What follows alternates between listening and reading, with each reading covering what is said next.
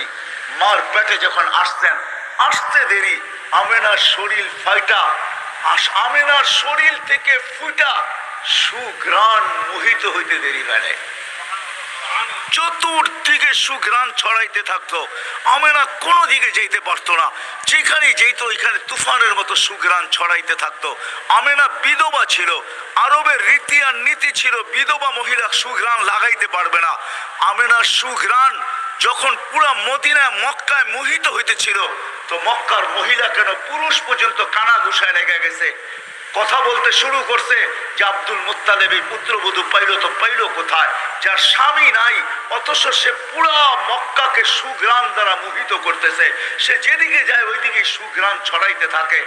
কথা একজন দুইজন তিনজনের কান হইতে হইতে আব্দুল মুত্তালিবের কানে চলে আসছে।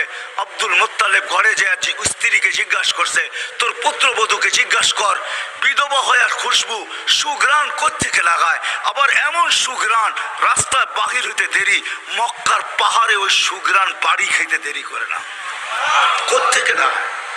তো আব্দুল মুত্তালিবের স্ত্রী বলতেছে, শোনো আমি তোমাকে বলবো বলে ভাবছিলাম, ও যখন গোসলখানার থেকে বাহির হয় আর আমি যখন গোসলখানায় যাই, তখন মনে হয় গোসলখানা যখন কেউ যেন সুঘ্রাণ দিয়া প্যাক করে দিছে, প্যাক।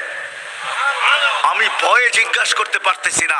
এই জন্য এক তো হলো দুঃখে মারা, স্বামী নাই, স্বামীটা দুনিয়ার থেকে চলে গেছে, অল্প কয়েকদিন হলো, পেটে হলো বাচ্চা, দুঃখী বিদায় আমি ওকে জিজ্ঞাসা করতে চাই না। তুমি যখন আজকে বললে চলো দুইজনেই মিলেই জিজ্ঞাসা করি, তো লাইকা জিজ্ঞাসা করছে, বেটি আমাদের নাক কান কাটা গেল, তুই যেদিকে বাইর ওদিকে